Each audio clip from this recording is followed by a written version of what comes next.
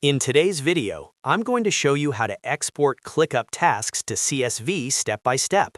This is perfect if you need to share task data, create reports, back up your work, or import your ClickUp tasks into Excel, Google Sheets, or another tool. If you find this helpful, don't forget to hit the like button and subscribe for more simple ClickUp tutorials. All right, let's jump in. First, log into your ClickUp account and select the space where your tasks are located. Make sure you're in the correct workspace so you export the right data. Next, click on the task view where your tasks are displayed. This can be a list view or another view that contains the tasks you want to export. Once you're in the task view, look to the top right and click on Customize. This opens the view settings where export options are available. From the Customize menu, click on Export View. This is the option that allows you to download your tasks outside of ClickUp. Now, choose CSV as the export format. CSV is ideal because it works with Excel, Google Sheets, and most project management tools.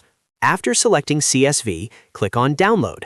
ClickUp will generate the file and automatically download it to your computer.